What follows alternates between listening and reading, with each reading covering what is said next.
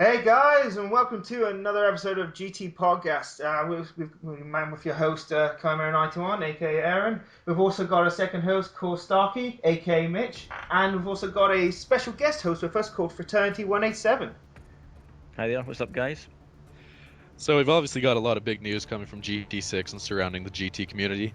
Polyphony Digital had a press release today, releasing Gran Turismo 6 details and a trailer. And what'd you guys think of this?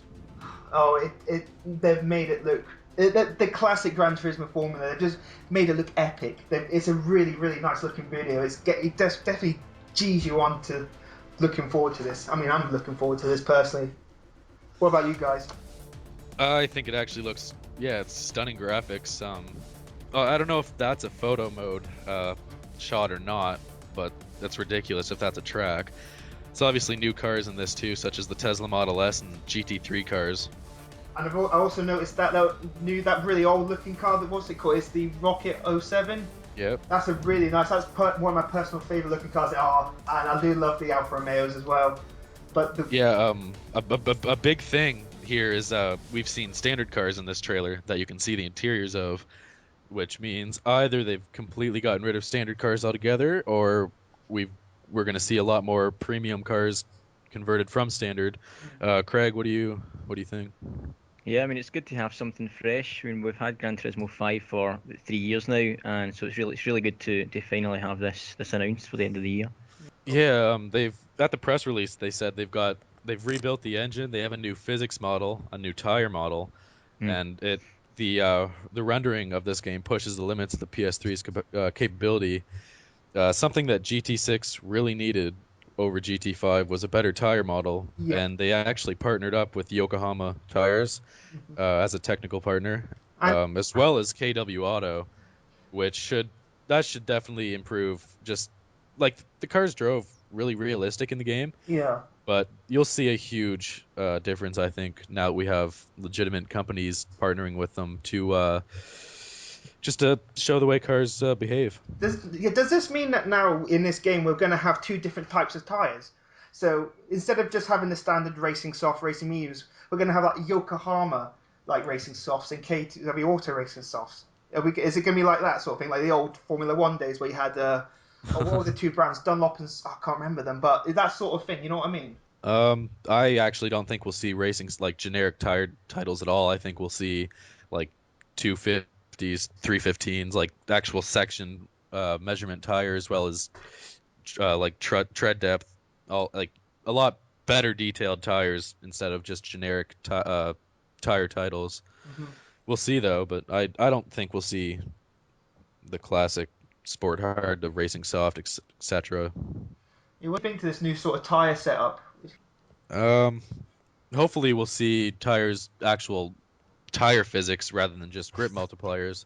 So some tires, rather than say a racing soft and a racing hard tire, the soft is better in every way. While that's not the case in the real world with tires. Some tires have better characteristics through turns or acceleration.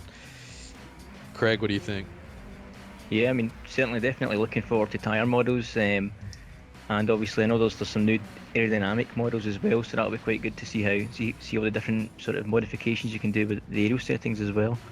Yeah, they've said we have several thousand aerodynamic parts for the cars, which is ridiculous compared to what we have now. We have like 6 for every car, and some cars don't get any. At the most, yeah.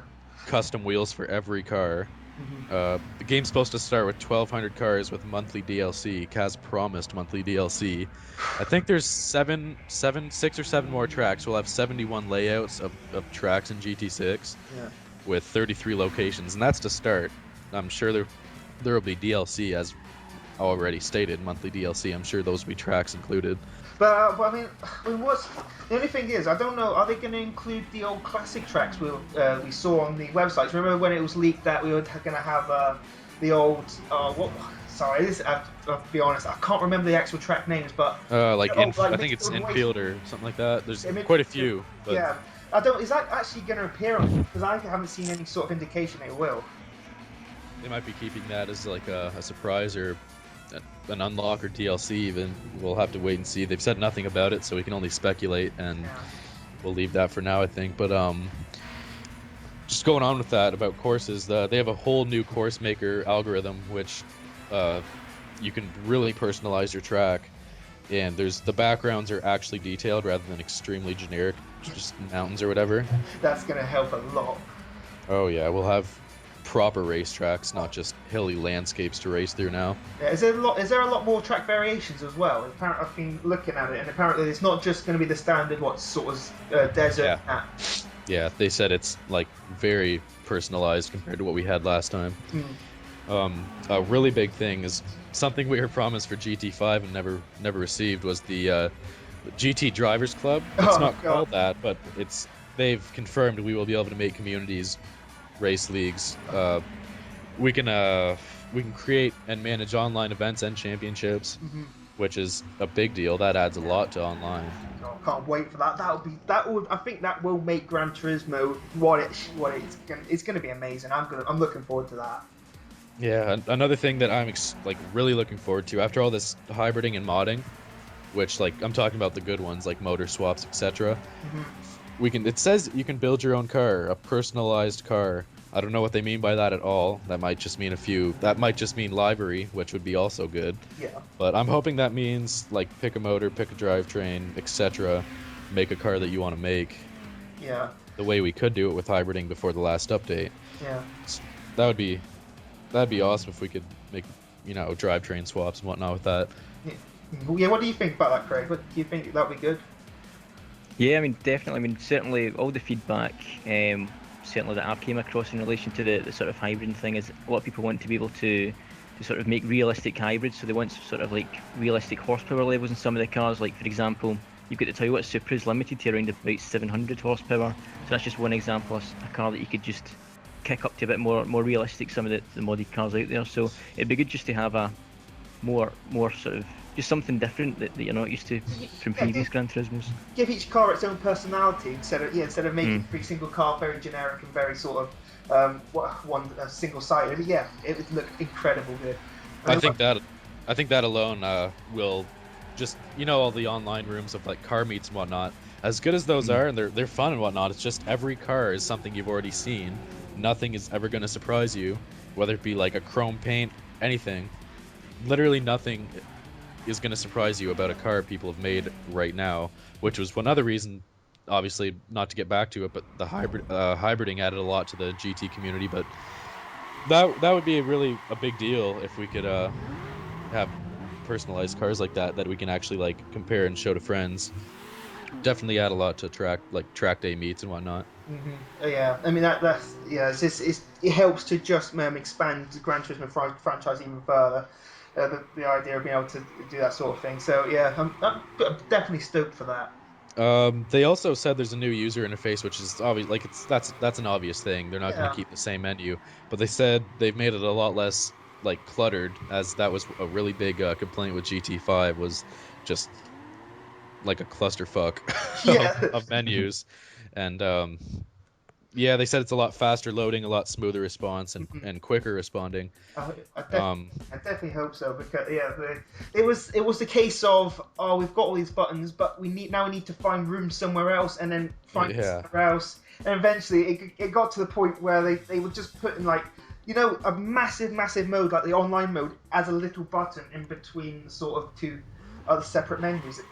Yeah, they're all misshaped, all different sizes, different areas, not symmetrical whatsoever. No, I don't mind it. It's not horrible, but it can be a pain in the ass, that's for sure. Yeah, it's for Oh no, I was going to mention also about they're also going to improve load times. I know it's only a small thing, but that's a small thing, but it's a big thing. Exactly, yeah. The amount of times we're waiting, but I mean, even just changing your tyre setup. You want to go to the settings, you have to waiting 10 seconds for the thing to load. It kind of gets draining on you, in my opinion, anyway. I wouldn't even consider that a small thing. Think of the amount of time playing the game that you are at a loading screen. In between every selection you make, you're at a loading screen. Oh god, it's just so annoying. You want to watch a faster load time will save you a lot of time and headache of just waiting. So I wonder how they did it. Especially when you're, for example, when you're online as well, when you go to race, I think you've got like 30 seconds to join a game before you can't no longer join once the host has started the race. There's been times when I've tried to change a setting or two, but Yeah. you can't actually join in time because just the load times are just that horrible. Yeah. One of the final really big things from the big press release today was multi-device support, which is the first time a Gran Turismo game has been available to anything but a PlayStation. They've confirmed PC, tablet, and mobile. Yeah. Obviously, they had the PlayStation Portable, but that's still like a Sony product. Yeah. PC, tablet, and mobile support, that's actually a pretty big deal. Yeah, I know what you mean. But that could be no more sort of just extension to the sort of community aspect, where you can just access your own community using the App Store or the PC application. So it could. Well, that said, it could include B-Spec, I think, in B-Spec races as well. So Yeah, those would be actually game changers almost. That would be so that would add a lot to the game, being able to communicate with the community from like mobile, tablet, PC, like rather than only PS3 and forums. Mm-hmm. Yeah, it would definitely increase it. What do you think to that, Craig? I think that's quite a nice feature.